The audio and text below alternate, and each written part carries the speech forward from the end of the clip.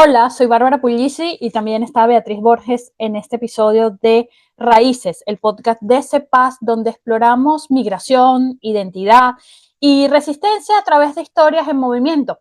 Hoy nos acompaña Marisol Méndez, quien es abogada, defensora de los derechos humanos y es parte de la Fundación para la Justicia de México. Con ella vamos a conversar de todo el tema de la migración, la desaparición de los migrantes y cómo ha sido la resistencia a la militarización de la justicia dentro de México, lo que ha vivido ella como defensora de derechos humanos y lo que le está marcando su trabajo al día de hoy.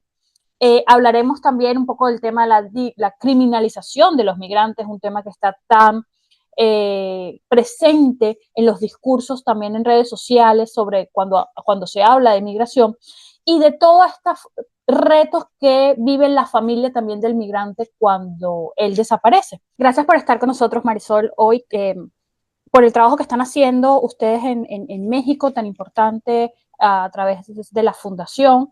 Eh, lo primero que queremos conversar no es un poco el tema de cómo te llevó al tema de migración, qué es lo que te introdujo a trabajar con la fundación y a trabajar con migrantes desde ya hace varios años y sabiendo que ha sido un tema trascendental para la frontera, por ejemplo, norte de México y sur de Estados Unidos, con el tema de la migración, que no es reciente, sino que data de varias décadas. ¿Qué fue ese clic que te dijo, voy a empezar a trabajar este tema y voy a trabajar con la fundación? Bueno, muchas gracias por la invitación, Bárbara.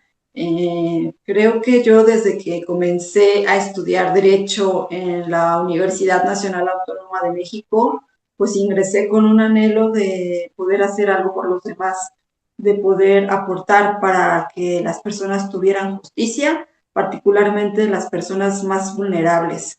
Y creo que justamente las personas migrantes son un grupo que se encuentra a veces en situación de mucha vulnerabilidad, que son víctimas de discriminación múltiple y donde convergen varios elementos que las colocan en situaciones pues, de riesgo. Pueden ser personas en migración, que son mujeres o niños, jóvenes, donde hay muchas vulnerabilidades. Entonces creo que esta fue una de las características que a mí me interesó para poder trabajar dentro del tema de derechos humanos, en específico con la población migrante. En la universidad, justamente yo estuve en una escuela de derechos humanos que imparte un centro, el Centro Victoria en México, que es una ONG, y justamente había un módulo de personas migrantes en donde a mí, pues yo sentía como este tema me movía y me llamaba, pues para trabajar en él. Y desde ahí, pues, el tema de personas migrantes ha sido algo que para mí ha sido muy importante y donde convergen otras situaciones, particularmente las graves violaciones a derechos humanos, que son las que vemos en la Fundación, personas migrantes que son víctimas de desapariciones, de tortura, de secuestro durante su tránsito en México. Y pues como saben, México y Estados Unidos es el corredor migratorio más grande del mundo. Entonces en México hay muchos desafíos para atender a la población migrante que está en tránsito y que se encuentra a veces en riesgo, pues de ser víctimas de delitos o de graves violaciones a derechos humanos, ya sea por particulares, por grupos criminales o a veces incluso por cuerpos policiales o militares dentro del propio Estado mexicano, y que siempre hay desafíos, ¿verdad? Vemos que hay hechos graves que ocurrieron hace más de una década, como las masacres de San Fernando y Cadereyta, y que uno pensaría que estos hechos no se repiten. Sin embargo, desafortunadamente, se vuelven a cometer este tipo de actos. Hace 3 años, 4 años, hubo otra masacre en Tamaulipas, donde fallecieron varias personas migrantes de origen guatemalteco en Camargo, y donde hubo participación de agentes del Estado, del Instituto Nacional de Migración. Entonces vemos que es necesario adoptar medidas para frenar este tipo de hechos delictivos y de violaciones a derechos humanos, y de que es necesaria mucha solidaridad y mucho acompañamiento por parte de la sociedad civil para con las personas migrantes en México. Gracias, Marisol. Y bueno, yo creo que vamos a ahondar en todos esos temas que trabajas en la Fundación para la Justicia, pero no queremos dejar de que nos cuentes en este inicio un poquito más de ti, ¿no? En este sentido de justamente cómo llegaste a trabajar en la Fundación para la Justicia y bueno, cómo efectivamente te sigue moviendo día a día el trabajo. Y bueno, nos contabas también que trabajas temas fuertes, temas duros, desapariciones, ejecuciones, y nosotros siempre desde el podcast y desde CEPAS, tratamos de promover la importancia bueno, de trabajar por los derechos humanos, pero también para defensores y defensoras, como la salud mental, emocional debe también ser parte de lo que cuidemos en medio de todo esto. Entonces, bueno, cuéntanos esas dos, ¿no? ¿Cómo llegaste a la Fundación para la Justicia y en medio de este trabajo tan duro, cómo haces para sostener y mantener ese día de trabajo que enfrenta tantos retos? Sí, pues el trabajo de la Fundación para la Justicia para mí siempre fue muy admirable, un trabajo muy arduo de acompañamiento a las víctimas, de representación legal, de coordinación transnacional, porque pues hay oficinas en Honduras, Guatemala, El Salvador y México, y siempre fue un espacio que me llamaba mucho la atención por la integralidad con la que se abordan los casos. Además de tener también una agenda de Estado de Derecho donde se monitorea la labor de las fiscalías, y pues lo que es el tema de la democracia. Y yo llegué a la fundación justamente porque yo encontré aquí una especialización. Veía, la fundación conoce temas de migrantes, pero está enfocada en casos de graves violaciones. Y yo en mi experiencia laboral anterior había colaborado en algunas otras organizaciones, organismos internacionales, en casos de desaparición y desaparición forzada, pero las desapariciones de migrantes tienen características particulares y complejidades mayores por la transnacionalidad, porque la persona migrante pues transita por todo el territorio mexicano y tal vez por otros países. Entonces, la búsqueda de personas migrantes desaparecidas implica una articulación a diferentes niveles de varios países. Y es esto lo que me llamó para poder aportar mi experiencia y mi conocimiento para poder buscar personas migrantes en México, que implica coordinación entre organizaciones de derechos humanos, albergues, institutos forenses, institucionales o no gubernamentales, comités de familiares de personas migrantes desaparecidas. Entonces, me parecía muy integral el abordaje de la fundación y es lo que me motivó a poder sumarme al equipo y contribuir en este sentido. Y también, justamente al ser hechos pues sumamente graves, y al tener contacto con las víctimas, con las familias de las víctimas, a veces sí se requiere pues un acompañamiento psicológico al equipo en la fundación, cuando hay contacto directo con las víctimas, o son pues casos tal vez muy recientes. En algún momento se ha incorporado en la fundación un programa de acompañamiento por parte de especialistas y de psicólogos a las personas del equipo que lo solicitan y que requieren en ese momento ese tipo de acompañamiento, o también de autocuidado. No sé, temas de actividades en el equipo, dentro del equipo, que tiene que ver pues quizá con, no sé, actividades para el cuidado de la mente o de la salud física, que ayudan justamente a esto. Yo creo que algo que también es muy útil es sentirse acompañado por otras organizaciones. En la Fundación para la Justicia trabajamos mucho en red, de la mano con aliadas y aliados pues estratégicos, tanto en México como en la región, y creo que eso nos ayuda mucho a poder retomar las fuerzas para poder seguir viendo este tipo de casos y tratar de buscar soluciones para las familias, porque creo que las familias nos dan grandes aprendizajes de fortaleza y resiliencia. Y parte de ese trabajo también es con los migrantes, ¿no? Y una situación que hemos venido viendo desde hace ya varios años, tanto en el continente americano como en el continente europeo, con todo el proceso de migración, es la criminalización de la migración. Cuando tú criminalizas la movilidad humana, haces más propenso a que esas personas sean más débiles, tanto ante el Estado como ante la sociedad o ante el país receptor o el país en tránsito. ¿Cómo han trabajado ustedes eso dentro de México, que en los últimos años ha sido tan complejo? Porque de ser emisores de migrantes también son paso de tránsito y ahora son hasta receptores de nuevas generaciones de migrantes. Sí, Bárbara, el tema es fundamental de no criminalizar a las personas migrantes porque pues el flujo migratorio de sur a norte se ha dado durante siglos, no es nuevo y no va a dejar de suceder. Las personas migran por varios motivos, por cuestiones económicas, por buscar un mejor nivel de vida, pero también por causas de violencia, donde las personas salen escapando de la violencia, ya sea privada o pública, institucional, y buscan pues sobrevivir.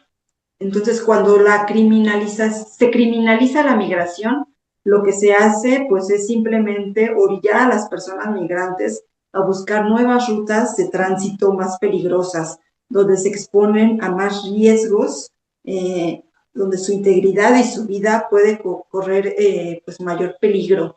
Y justamente creo que la comunidad internacional y los países han suscrito pactos para una migración ordenada, segura y regular, y se han comprometido con las convenciones de derechos humanos a respetar los derechos de las personas migrantes. Entonces aquí creemos que debe haber un cambio de enfoque y debe haber un abordaje desde los derechos humanos para la migración, no un enfoque separatista ni de militarización que lo que hace es aumentar las violaciones a derechos humanos. Y eso lo hemos visto en México, tanto en la frontera norte como en la frontera sur. Hemos visto que cuando se despliega elementos militares, ocurren violaciones a derechos humanos más graves.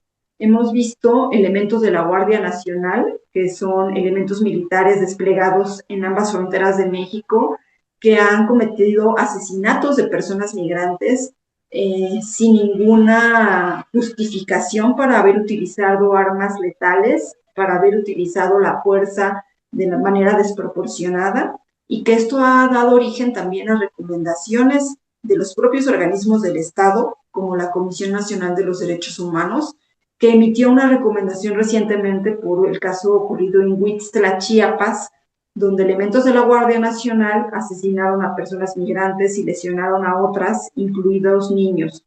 Entonces, lo que nos muestra esta práctica de securitización y militarización es la pérdida de vidas de personas migrantes.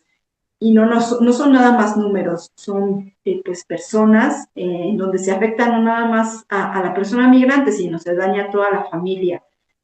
Nosotros invitamos a los países a que modifiquen este enfoque y que se haga un abordaje tanto humanitario como de derechos humanos, que se revisen las condiciones caso a caso, porque muchas de las personas migrantes también son solicitantes de asilo y pueden encontrarse en riesgo en sus países de origen. Entonces, lo que deben hacerse es evaluaciones individualizadas para determinar en qué casos procede brindar asilo y refugio, y que haya coordinación entre los países de la región, coordinación para poder atender pues el flujo migratorio, también desde las causas, pero también pues que haya posibilidad de respuesta humanitaria desde los países de tránsito y los países de recepción.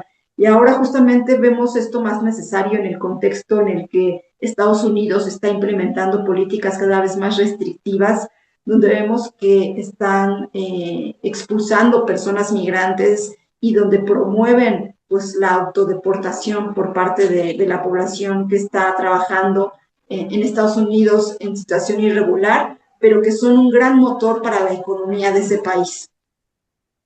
Fíjate, Marisol, lo que dices es tan importante y tan central en lo que estamos viviendo ahorita como poblaciones en movilidad y sobre todo hay un punto muy importante que tiene que ver con lo que ya tú hablas de la visión de securitización, que son las narrativas, ¿no? Y por supuesto, ya tú lo has dicho, desde el enfoque de derechos humanos no debería ser el enfoque o la acción principal de los estados por las consecuencias que tiene, pero bueno, justamente háblanos de esas otras alternativas, porque creo que ponerlos en palabras de las personas migrantes, ayuda justamente a ver que el enfoque de seguridad no es el único enfoque, que hay otras alternativas. Y también desde el punto de vista del trabajo que tú estás haciendo ahorita con la comunidad, ¿Qué casos están acompañando que sientas que merecen ser acompañados, visibilizados? Entonces, ¿cómo trabajamos narrativas, pero también qué está pasando en la realidad y qué están viendo ustedes? Sí, yo me parece que es muy importante que desde la sociedad civil se construyan justamente narrativas positivas de todo lo que las personas migrantes aportan a una sociedad, porque actualmente parece que los estados, principalmente en Estados Unidos, está construyendo una narrativa que de repente puede dominar las redes sociales y ahí es importante mostrar la otra cara de la moneda, mostrar que quienes están en Estados Unidos en situación irregular son personas trabajadoras que aportan a esa sociedad, que hacen trabajos pesados, duros y que contribuyen al desarrollo de ese país. Entonces es muy importante rescatar estos aportes de las personas migrantes y evitar que sean simplemente criminalizados. Y por otro lado, también es, creo, importante destacar algo que nosotros en México pues venimos viendo, que es el tema de las personas migrantes desaparecidas. Ustedes saben pues que en México tenemos un problema grave de personas desaparecidas, con más de 130,000 personas desaparecidas registradas. Y pues dentro de estas no sabemos a ciencia cierta cuántas personas son migrantes. Entonces no hay cifras oficiales y las cifras también varían. La sociedad civil puede tener unas, los comités de víctimas otras cifras, pero lo que sí creemos es que hay un subregistro y que no todas las desapariciones de migrantes están registradas, pues porque justamente al ser personas en situación irregular, muchas veces no se denuncian estas desapariciones.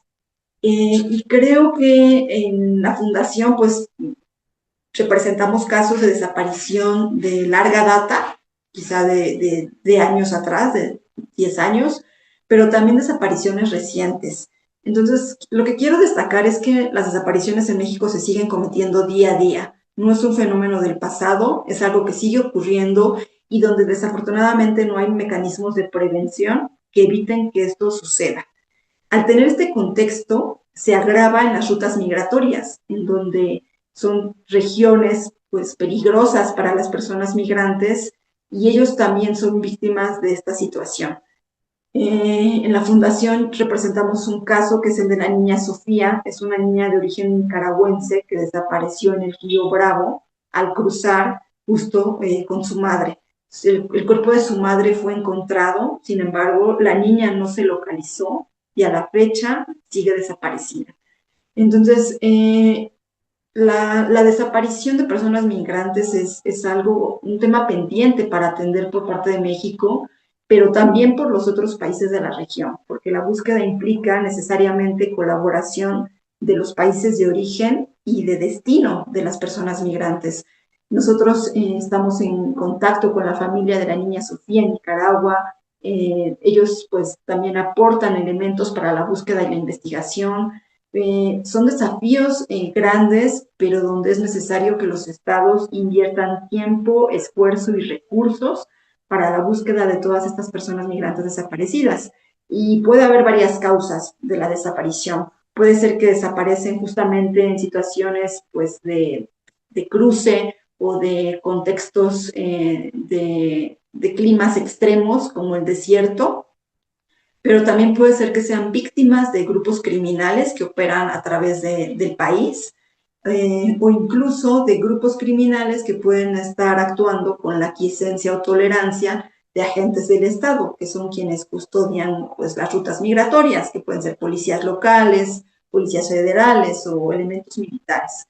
Entonces, aquí es muy importante hacer un llamado pues, a las autoridades y también a la sociedad civil para poder tener la sensibilidad necesaria para este tema de la búsqueda de personas migrantes desaparecidas y poder sumar los esfuerzos para contribuir en la búsqueda, en la localización y cuando es necesario también en la identificación de forense de cuerpos que se presumen de personas migrantes.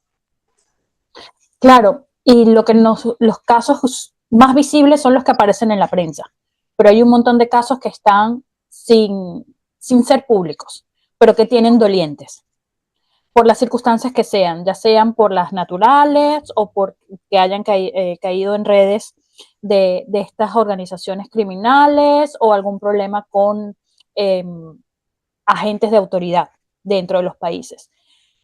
Pensando ahora del lado de la familia, que no sabe en qué parte de la ruta, por ejemplo, el caso de muchos venezolanos, no sabe si fue en el Darién, si fue ya llegando a México, si fue ya llegando a Estados Unidos, o a lo mejor en el mismo Colombia, o si vamos hacia la ruta sur, hacia Perú, Chile, Bolivia, o sea, que no saben en qué parte del tramo hubo la desaparición de su familiar, si está bien o no, o a lo mejor si sigue todavía a manos de los grupos estos irregulares. Entonces, ¿qué se le pueden decir a la familia, los pasos a seguir, un ABC de lo que deben hacer si tienen algún familiar en esta circunstancia? Para esto es muy importante identificar el último contacto con la persona desaparecida. Es importante que antes pues de que la persona parta, pues establezcan mecanismos de comunicación para saber en dónde está y con quiénes, porque es el punto de partida de la búsqueda. El último contacto de la persona desaparecida es la referencia para poder iniciar una búsqueda inmediata. Y para eso en México hay protocolos de búsqueda, pero para los casos de personas migrantes es necesario contar con protocolos transnacionales de búsqueda. En la fundación nosotros promovimos junto con las familias de personas migrantes desaparecidas un mecanismo específico que se llama MAEBI, o Mecanismo de Apoyo Exterior Mexicano de Búsqueda e Investigación, que es operado por los consulados mexicanos en el extranjero. Y esto es una puerta de entrada para la justicia mexicana para las familias que están fuera del país, sin necesidad de que tengan que venir a México a presentar una denuncia o un reporte por desaparición. A través de este mecanismo, las familias pueden acudir a los consulados o embajadas mexicanos en su país de origen y presentar una denuncia por cualquier delito o por un reporte de desaparición por la persona migrante. Esto lo que ocasiona es que el consulado mexicano traslada la comunicación a las autoridades en México, ya sea a la Fiscalía General de la República, a las fiscalías locales o a la Comisión Nacional de Búsqueda de Personas Desaparecidas, es decir, se echa a andar toda la maquinaria estatal para buscar a la persona migrante. Entonces, este mecanismo es muy importante para el caso de México porque al ser un país donde transitan muchas personas migrantes, es algo importante que las personas, sus familias sepan que pueden acudir a los consulados mexicanos a presentar una denuncia por cualquier delito en contra de un migrante o por motivos de desaparición. O incluso también se puede hacer a través de teléfono, del teléfono de la Comisión Nacional de Personas Desaparecidas o por correo electrónico.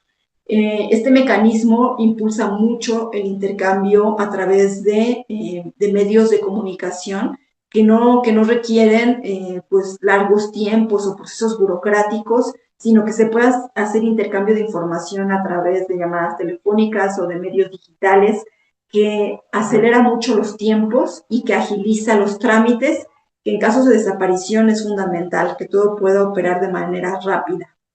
Y además, pues eventualmente también se va a necesitar la coordinación entre países para los intercambios de información entre país de origen y país de destino, país donde se está buscando a la persona desaparecida. En ocasiones se va a solicitar pues alguna muestra quizá genética del familiar para poder contrastar con muestras en México o documentos de identidad. Entonces, es necesario mucho la comunicación transnacional entre diferentes países y aquí también pues la colaboración de la sociedad civil, de las organizaciones de derechos humanos que acompañan a las víctimas, de las oficinas de derechos humanos de ombudsperson en los países de origen, Honduras, Guatemala, El Salvador, que acompañen a las familias en todo este proceso y también acompañamiento psicológico, porque estos procesos de búsqueda son muy desgastantes para las familias. Muchas veces pues se detonan enfermedades crónicas que deben atenderse y lo que hemos encontrado en un estudio que hicimos sobre el MAEBI hace un año fue justamente que quienes buscan pues son en su mayoría mujeres, son las madres de las personas migrantes, son las hermanas quienes buscan y pues muchas veces son jefas de hogar que se quedan a veces sin un ingreso, porque la persona que emigró era quien generaba el ingreso para la familia, que además tienen otras labores de cuidados, como cuidar a los niños de la familia. Entonces son muchas cargas las que tienen las mujeres buscadoras y que necesitan el apoyo institucional de instituciones como la Comisión Ejecutiva de Atención a Víctimas en México, donde pues se cometen los delitos y son quienes brindan recursos económicos y apoyo psicológico, pero también desde país de origen. Entonces, la necesidad de la coordinación es fundamental y para esto hay lineamientos que establecen qué tipo de coordinación debe establecerse. Hay convenciones internacionales, principios de búsqueda de Naciones Unidas, lineamientos regionales de la Conferencia Regional de Migración, pues varias cosas de donde los estados pueden echar mano para saber qué pasos deben adoptar para apoyar a las familias que buscan a sus migrantes desaparecidos. Y en este punto, Marisol, creo que también nos gustaría conocer, y bueno, también para ir cerrando, porque ya se nos está acabando el tiempo, el rol de los colectivos, de familiares, el rol de la comunidad. Y bueno, cuál es la importancia, cómo la organización, la participación hacen la diferencia en estas situaciones que son tan tristes y tan lamentables y llenas de mucho sufrimiento, pero que le dan ese toque esperanzador, ¿no? La capacidad de unirnos, la capacidad también de que quizás yo no tenga eso en mi familia, pero puedo ser empática y quien escucha el podcast y está escuchando a ti y sabe la labor de la fundación, cómo pueden apoyar, cómo pueden entrar en contacto, cómo pueden entender cómo organizarse y participar en este contexto. Sí, la labor de los comités de familias de personas buscadoras ha sido fundamental en la región y son un ejemplo en otras regiones del mundo, porque no hay este nivel organizativo como lo puede haber en Honduras, Guatemala y El Salvador, y muchas veces en encuentros de Naciones Unidas, estas familias van a compartir sus experiencias para poder pues también dar esperanza a otras familias y dan esperanza porque estos comités han encontrado personas migrantes desaparecidas, han logrado encontrar varias personas y a veces en vida, a veces sin vida, pero son localizadas y muchas veces repatriadas a su país de origen. Entonces creo que esto es un gran mensaje de esperanza para las familias que buscan a sus migrantes desaparecidos y también que es muy importante la solidaridad desde donde, pues desde la trinchera de cada uno, porque creo que aquí desde la sociedad civil, la comunidad de periodistas, comunidades estudiantiles, universidades, todos pueden aportar un granito de arena en todo este proceso y labor de búsqueda que puede ser desde compartir información, difundir en redes sociales la gravedad de los hechos, o fichas de personas que están buscando. Todas las personas pueden sumarse a esta labor y es muy necesario. O sea, yo creo que en México cada vez más personas están sensibilizadas sobre la importancia de la búsqueda de personas desaparecidas, pero sí creo que para toda la región puede aplicar, porque las personas migrantes no solo desaparecen en México, bien decían que desaparecen también en el Darién, en esta selva con climas extremos. Entonces creo que pueden pues replicarse las buenas prácticas que hemos documentado eh, y que puede tomarse y aprenderse, pues sí, como algo, rescatarse algo bueno de lo que se ha hecho en esta parte de la región. Quienes trabajamos con temas de migrantes, trabajamos con seres humanos. Y nosotros somos seres humanos que también nos afectan lo que pasa alrededor y los casos con los que trabajamos.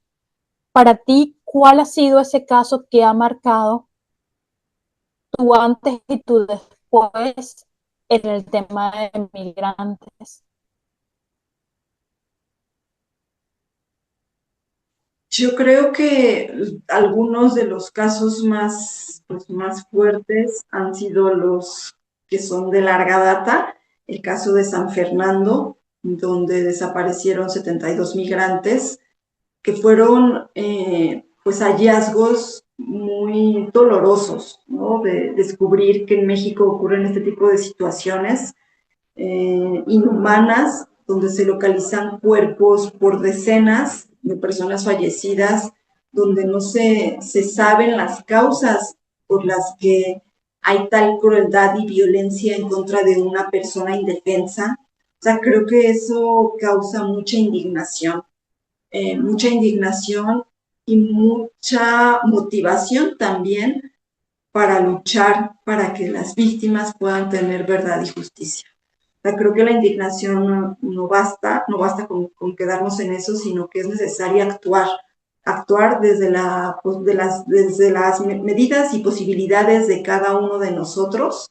Y yo, al menos como abogada y como defensora de derechos humanos, creo que pues, es como un compromiso en el que yo siento pues, que es muy necesario pues, poder seguir trabajando en esto, ¿no? Y que cada vez pues, que uno recibe un nuevo caso o una nueva familia, pues es como el recordatorio de que es necesario seguir trabajando en esto y sumar esfuerzos. ¿Qué te da esperanza, Marisol, de tu trabajo? Yo creo que aquí algo que nos da esperanza es muchas veces recibir mensajes donde personas quieren ser voluntarias en la fundación. Desde estudiantes a profesionistas nos escriben diciendo que han conocido de nuestro trabajo a través de redes sociales y que quieren sumarse y aportar algo para colaborar en lo que hacemos. Y esto es bonito y es esperanzador. Y pues quienes quieran sumarse y colaborar, pues pueden encontrarnos en redes sociales, Fundación para la Justicia, pueden entrar a nuestra página de internet donde pueden ver qué es lo que hacemos, qué casos trabajamos. Pueden escribirnos también a través de correo electrónico a contacto@fundacionjusticia.org y pues creo que toda la solidaridad es bienvenida desde cualquier país. Ya estamos al cierre de la entrevista, Marisol, y normalmente hacemos siempre dos preguntas claves para todos nuestros invitados. Y una de ellas es para que nos cuentes de forma sucinta qué parte de tu historia se conecta con la migración. Pues yo creo que en muchas familias, al menos en México y seguramente en otras regiones, pues tenemos historias donde nuestras familias han migrado, ¿no? Incluso dentro del propio país. O sea, en mi caso, mis abuelos migraron a la Ciudad de México, tanto mis abuelos paternos como mis abuelos maternos fueron migrantes hacia Ciudad de México. Y yo creo que algo que también me ha marcado en este tema fue que cuando yo iba en la preparatoria, cuando era adolescente, un tío mío muy cercano, un tío paterno, viajó a Estados Unidos y creo que eso me marcó mucho, ¿no? O sea, que tuviera que emigrar y tener que dejar a su familia, tener que vivir lejos, en un país distinto, con otras costumbres y tener que estar a distancia sin poder verlo durante muchos años, creo que es algo que me ha marcado y que me ha motivado para trabajar en este tema. Y bueno, la pregunta de cierre, ¿cuáles son tus raíces?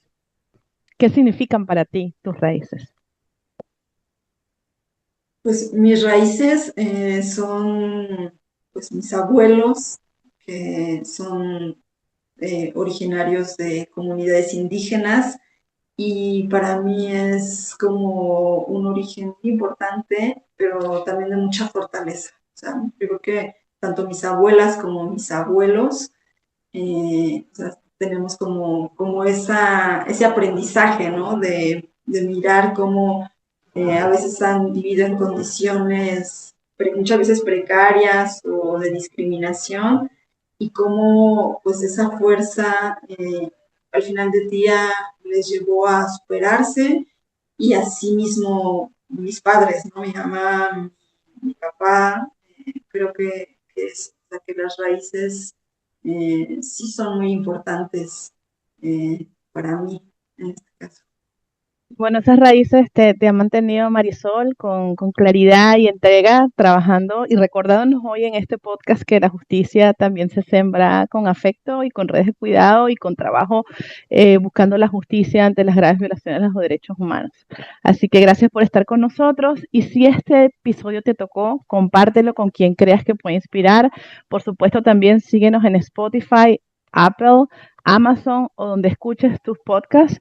Déjanos un comentario porque siempre nos ayuda a crecer, a saber qué les gusta, cómo resuena este contenido con nuestra comunidad de historias en movimiento.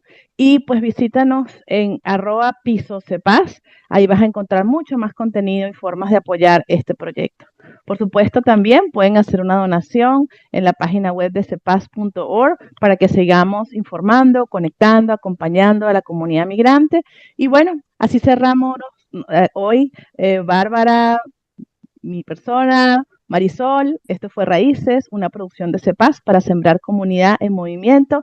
Hasta la próxima semana.